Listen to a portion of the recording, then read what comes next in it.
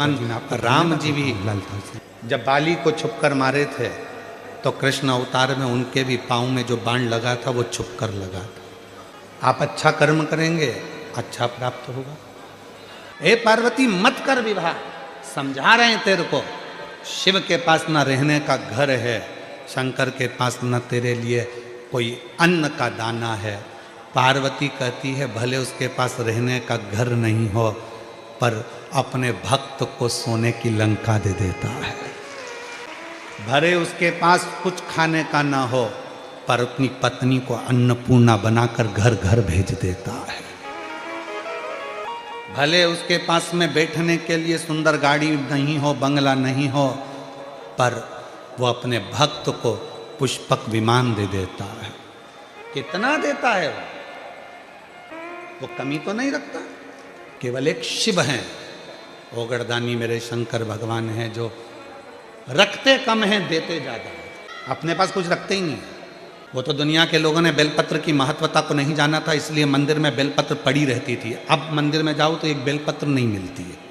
समझ गए ना लोग कि बेलपत्र की महत्वता क्या, बेलपत्र चढ़ी हुई खाने का महत्व कितना, उनको समझ में आ गया। तो वहाँ बेलपत्र भी नहीं मिलती। शिव अपने पास कुछ नहीं रखते, वो तो तुमको देते रहते हैं, प्रदान करते रहते हैं। जिस शिव महापुराण की कथा को आप श्रवण करने के लिए आए हैं उसमें भगवान स्वयं करुणा कैसे करते हैं वो कथा यहाँ चल रहा है। अष्टमी तिथि आए तो अशोक सुंदरी वाली जो जगह है वहां पर हल्दी की 7 बिंदियां लगा दो। लड़का लड़की का हाथ उस बिंदी पर रखवा दो, उसका नाम गोत्र बोलो, उसी हल्दी में उसके हाथ पीले करवा दो और पीपल के पेड़ पर उस हाथ के 5 छापे पड़वा दो। 3 महीने में विवाह पक्का हो जाता है महाराज। उसका इतना, अशोक सुंदरी के उस हल्दी का इतना प्रमाण। 3 माह के अंतर्गत विवाह न कराएं। जैसे किसी ने बता दिया आपको शनि का दोष है, किसी ने बता दिया मंगल का दोष है। दुनिया के जितने दोष बता दिया, पितृदोष बता दिया, कालसर्प दोष बता दिया, कितना भी अगर कोई दोष बता दे तो पीपल का जो जल वृक्ष में से झड़ता है, कभी कभी आप उसके नीचे हाथ रखकर देखना, थाली रखकर देखना, उसमें पत्थर पर देखना तो वहां पर भी पानी के निशान आपको मिलेंगे, बूंद के निशान मिलेंगे। मात्र उस पीपल के वृक्ष के जल की एक बिंदी, एकमात्र बिंदी,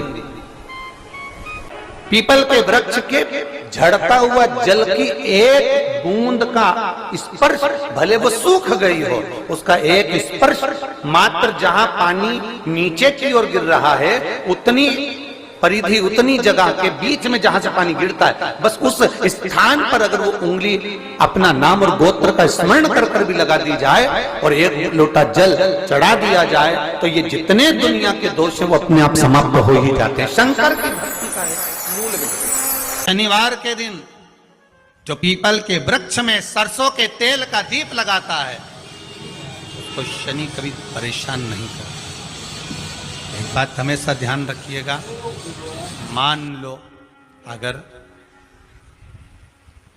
कोई भारी रोग ऐसा शनि महाराज के कारण हो गया हो, अच्छे काम करते करते उल्टे हो रहे हैं, होते हैं किसी किसी के साथ में, विपरीत परिस्थितियां आ जाती है, अच्छा करने जाओ बुरा हो जाता है,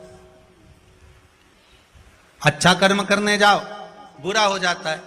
तो पीपल के वृक्ष की जो छाल होती है, छाल देखिए, पीपल के वृक्ष में जो छाल लगी होती है उस छाल को घिसकर चंदन बनाकर भगवान शंकर का स्नान कराकर, अभिषेक कराकर, पूजन कराकर, पूजन कराने के बाद में पिपलेश्वर महादेव का नाम लेकर, कौन से महादेव? पिपलेश्वर महादेव का नाम लेकर वो जो घिसी हुई छाल होती है उस छाल का तिलक भगवान शंकर को लगा लो और उसी का थोड़ा सा भाग अपने कंठ पर, मस्तक पर लगाना प्रारंभ कर दो। धीरे धीरे जो विपरीत दशा है वो सुधरना प्रारंभ हो जाती है। पर नाम याद रखना, पिपलेश्वर, जम के बोलिए, पिपलेश्वर महादेव भगवान शंकर का एक अवतार है, पिपलाद अवतार।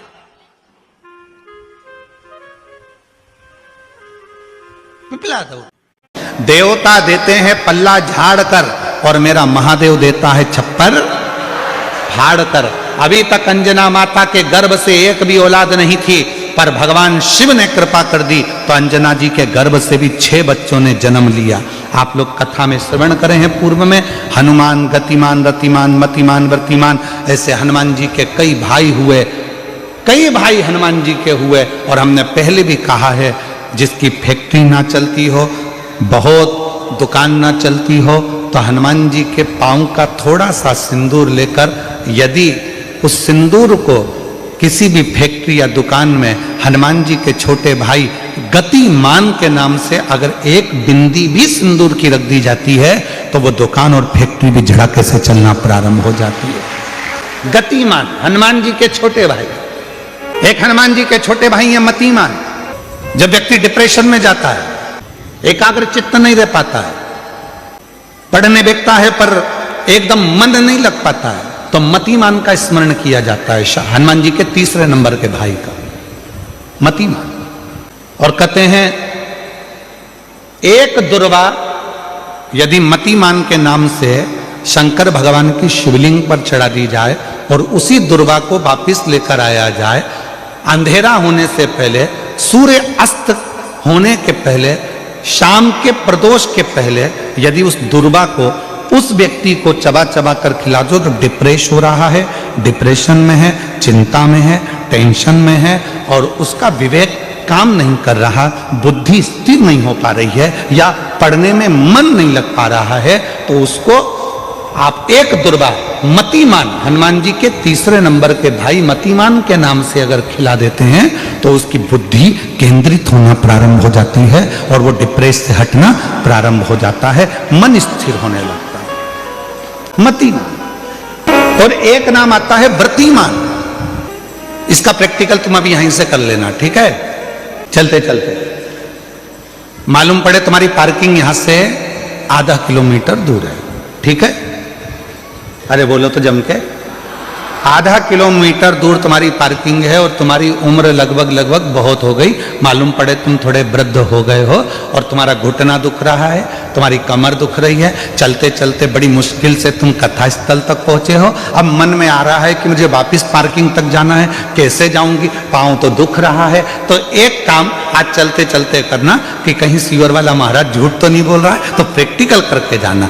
क्या करोगे, यहां से जाते समय आप जब जा रहे हो और आपके शरीर का कोई अंग जब दुख रहा है, तो श्री शिवाय नमस्तुभ्यम कहकर श्री व्रतिमान हनुमान का स्मरण करो। किसका स्मरण करना है?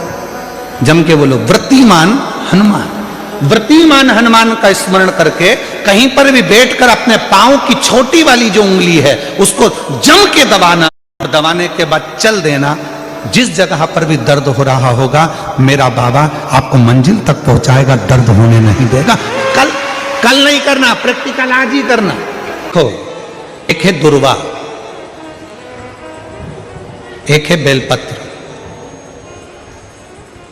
और दूसरा है पहले नंबर पर दुर्वा, दूसरे नंबर पर बेलपत्र, तीसरे नंबर पर कनेर का फूल। कोई अच्छा कार्य करते करते कई माताएं ऐसी होती हैं जो अपने प्रेम करती है परिवार से, ऐसा नहीं कि नहीं करते, स्नेह करते हैं। कई पुरुष भी ऐसे, परिवार से बहुत प्रेम होता है, स्नेह होता है, पर अंदर कहीं ना कहीं ऐसा लगता है मेरा बेटा वहां जा रहा है, कुछ गलत ना हो जाए। कभी कभी ऐसा लगता है कि ये काम होने वाला है और इसमें कुछ गलत ना हो जाए। कई बार शादी पक्की हो रही है, रिश्ता पक्का हो रहा है, या कोई घर में अच्छा कार्य हो रहा है और मन में संशय उत्पन्न हो जाता है कहीं गलत ना हो जाए।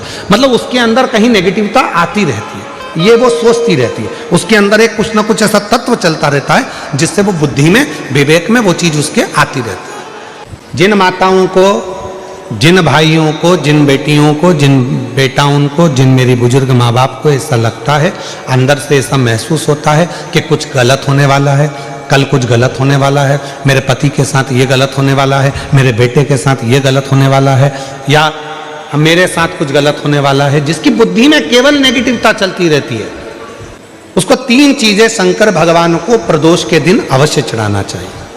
क्या क्या चीज? पहले नंबर पर जम के बोलो दुर्वा, दूसरे नंबर पर बेलपत्र और तीसरे नंबर पर कनेर का फूल। और यदि ऐसा महसूस हो रहा है कि मेरे को स्वप्न भी गड़बड़ा रहे हैं, स्वप्न भी गलत आ रहे हैं, तो मेरा निवेदन रहेगा, जो दुर्वा आपने शिव जी को चढ़ाई है उस दुर्वा को उठाकर लेकर आ जाना है और प्रदोष काल में, प्रदोष के समय पर उस दुर्वा को चबा चबा कर खा लेना है। जिसकी बुद्धि में गलत चीजें आती रहती हैं, गलत विचार आता रहता है, गंदा गंदा कुछ भाव ऐसा प्रकट होने लगता है, मन पूजन में नहीं लगता, साधना में नहीं लगता, आराधना में नहीं लगता, पूजन करने बैठे हैं तो भी हमारा गलत विचार आ रहा है, साधना करने में भी गलत विचार आ रहे हैं, पूजन में गलत सोच आ रही है, गलत विचार आ रहे हैं, तो उनको वो दुर्वा जो शिव जी को समर्पित करी है, बेलपत्र जो शंकर भगवान को समर्पित करी है, कनेर का पुष्प जो शंकर भगवान को समर्पित करा है, उसमें से मात्र एक दुर्वा आप उठाकर ले आओ और प्रदोष काल में उसको प्रदोष के दिन चबा चबा कर खा लीजिए। फिर कभी जिंदगी में कभी गलत विचार, गलत सोच और गलत दृष्टि नहीं जाएगी और आपका ध्यान केंद्रित शिव की ओर है। दुनिया के लोगों को लगता है कि शंकर भगवान को हम एक लोटा जल चढ़ाते हैं और शिव जी हमारी मनोकामना वहीं बैठकर पूरा कर देते हैं। नहीं, जब हम एक लोटा जल लेकर अपने शंकर भगवान के मंदिर में अपने घर से जाते हैं, जल समर्पित करते हैं और जल समर्पित कर कर जब हम वापिस वो लोटा लेकर आते हैं, तब मेरा देव अधिदेव महादेव अपने गणों को शंकर भगवान स्वयं उस कलश के अंदर लक्ष्मी को विराजमान कर कर आपके दरवाजे तक भेजते हैं और आपके दुख को मिटा देते हैं, आपकी तकलीफों को मिटा देते हैं, आपके कष्टों को मिटा देते हैं, आपकी तकलीफों को मिटा देते हैं, आपके कष्टों को मिटा देते हैं। भगवान शंकर कृपा करते हैं, दया करते हैं, करुणा करते हैं।